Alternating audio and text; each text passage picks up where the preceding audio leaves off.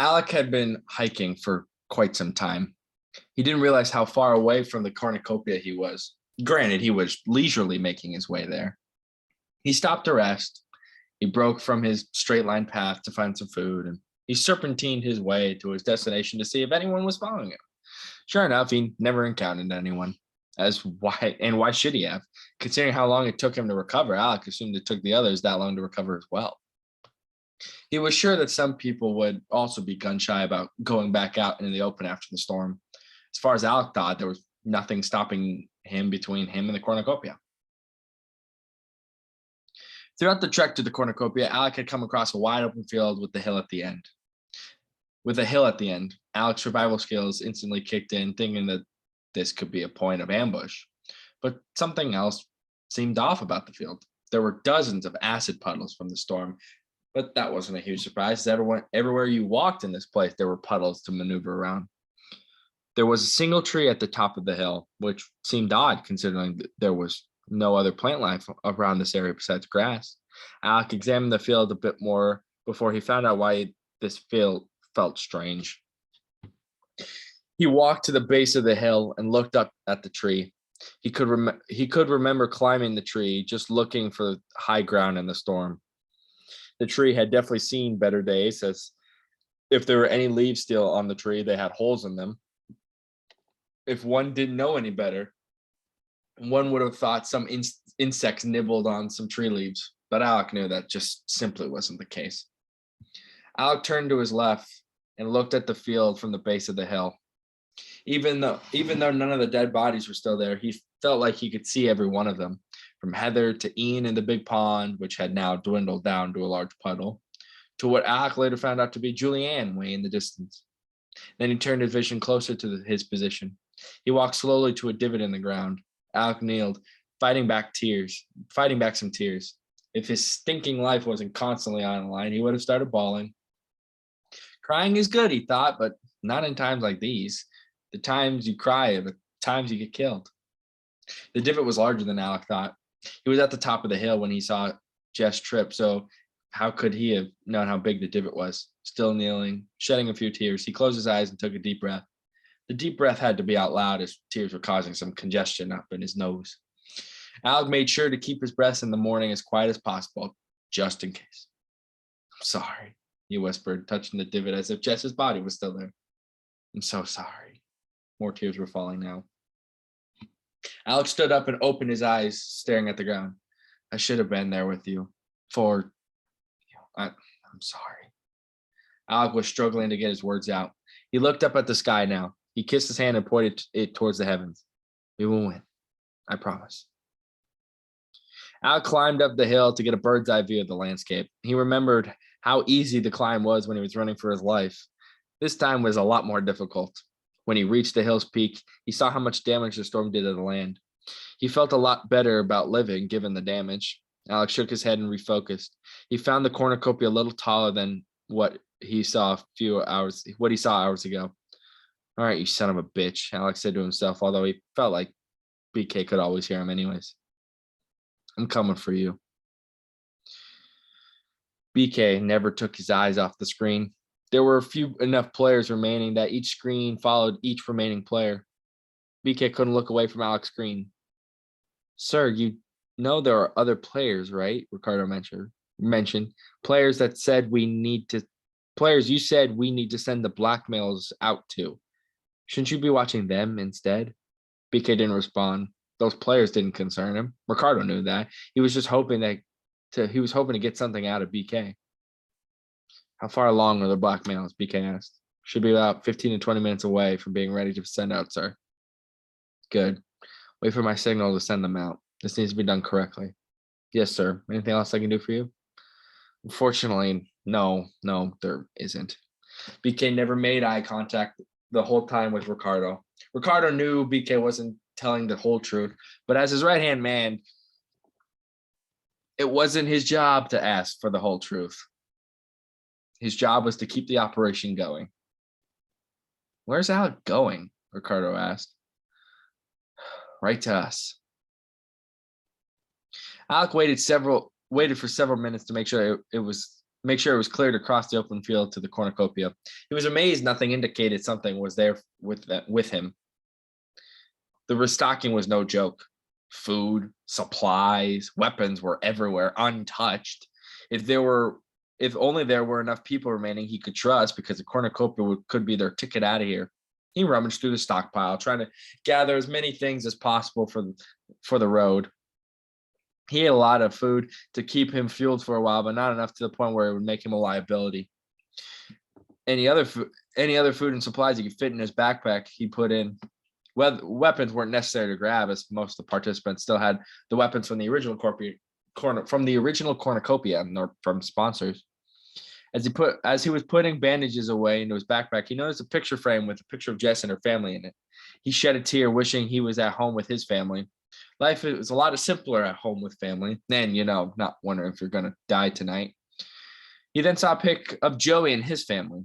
Alec had to stand up and walk away. He was getting very emotional, remembering all those who fell victim to BK's sick and twisted games. He decided he had enough time to search for a picture of his family to keep with him for the rest of his time here, however long that was. As he was searching, he found a picture of the 942 crew executive board before all things went to shit. There was BK, happy as can be, with every participant that entered the arena in the picture, smiling with them. Al couldn't help but wonder what happened in between the time this photo was taken and now. Alec put the picture in his backpack. He didn't quite know the purpose it would serve, but he thought he should keep it just in case. While still looking for a picture or any type of memory meant for him, Alec noticed something off about a picture he had found. It was a picture of LB and his sisters, a memory he would certainly love to have in his possession. But the picture frame wasn't completely closed in the back. Alec opened the frame to see there was a message on the back of the picture, and it seemed directed at LB. One sister saved. Who will you kill to save the other? Alec thought for a moment. He didn't remember LB killing anyone. He left Jess to die in the storm, but he did no physical act of killing anyone.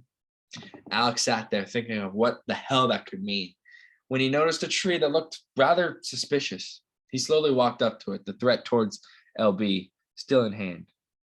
As he walked up to it, he noticed that there was nothing visibly suspicious about the tree. He learned many things from these games, one of them being nothing is what it seems. Alec stared high up at the tree and clenched his free hand into a fist.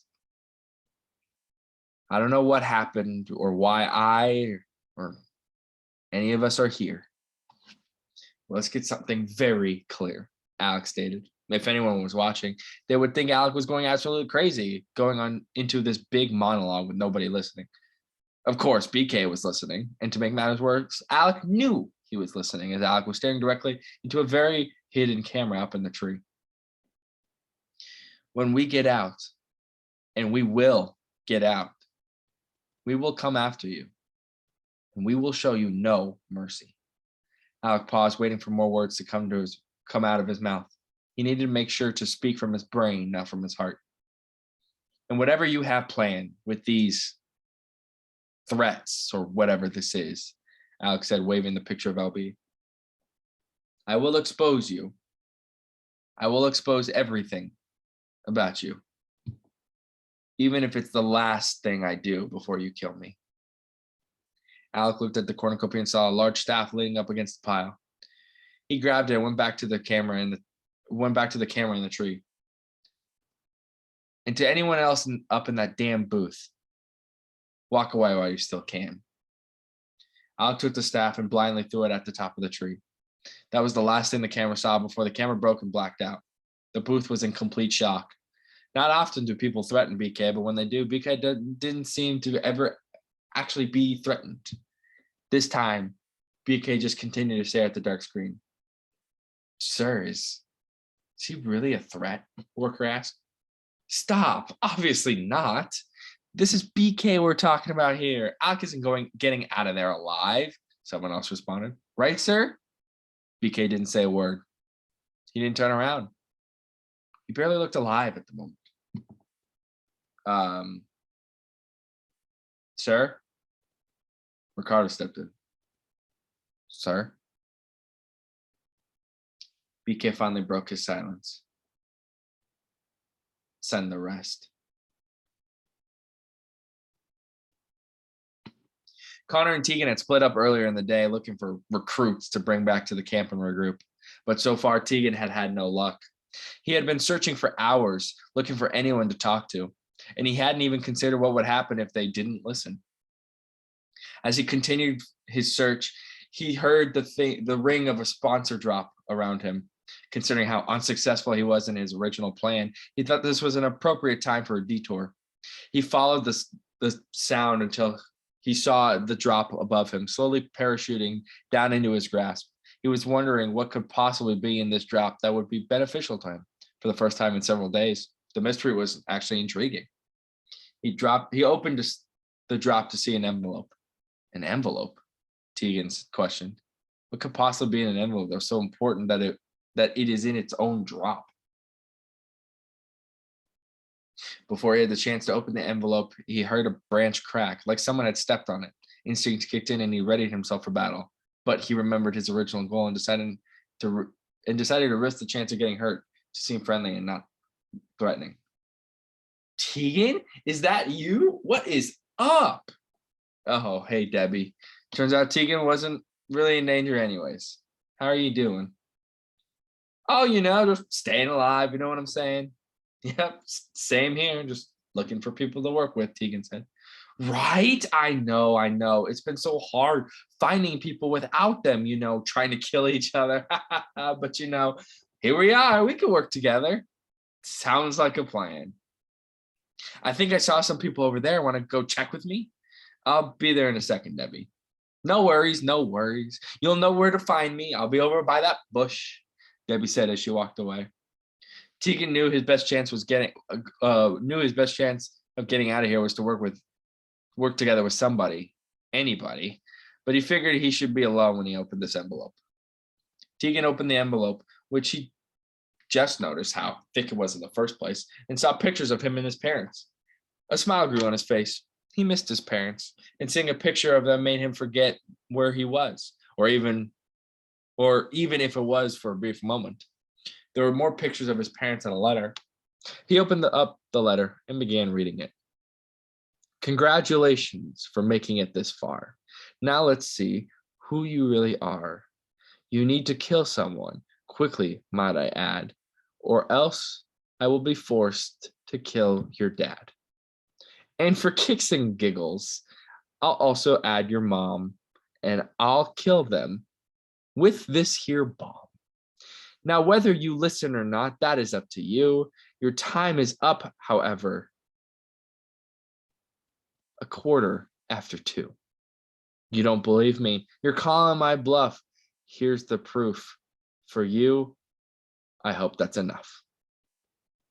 Tegan turned the letter over to see photos of both his parents, blindfolded, gagged, and tied up to chairs sitting right next to a bomb.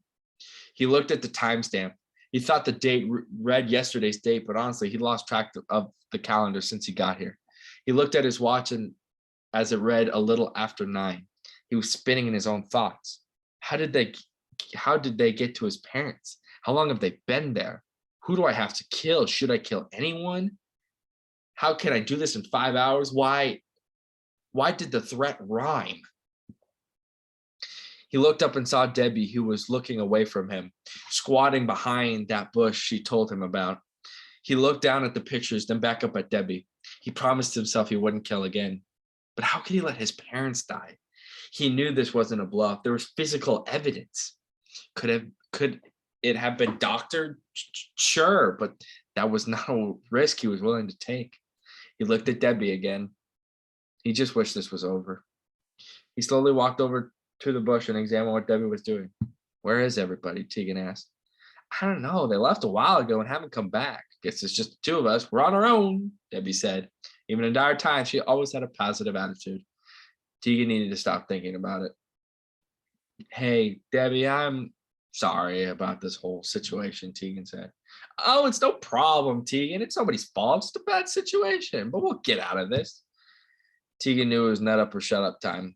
He walked up behind Debbie and closed his eyes, whispering a prayer. Then with a quick motion, Tegan snapped Debbie's neck. I'm sorry about that, Tegan said. He looked up at the sky.